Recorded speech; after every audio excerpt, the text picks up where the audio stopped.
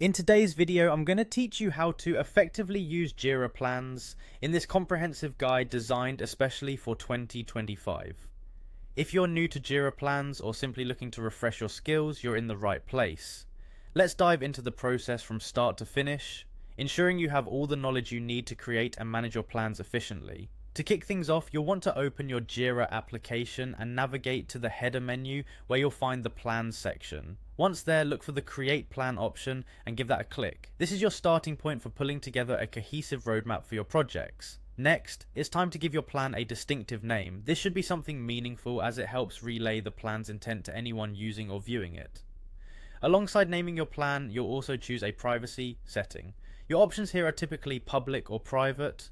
Public plans can be seen by anyone in your organization, which can be great for transparency, while private plans are for your eyes only, keeping things a little more under wraps. With your plan named and privacy set, you'll need to select the boards, projects, or filters that will be included. This helps refine what information is captured in your plan and ensures only relevant data is included. Take your time here to make thoughtful selections to ensure your plan is as effective as possible.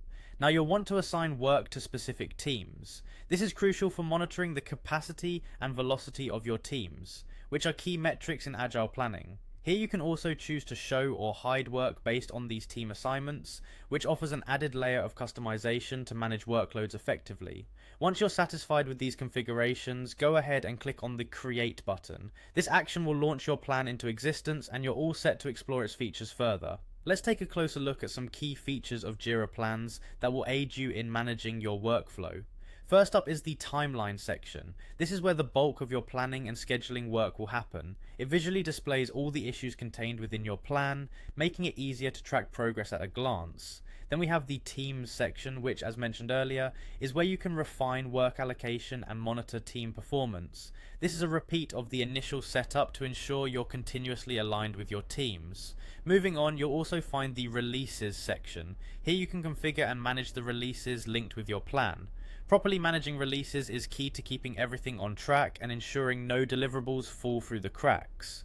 Finally, the dependencies section is a valuable tool for visualizing any interconnected issues that need completing in a specific sequence. This can prevent bottlenecks and ensure a smoother project flow.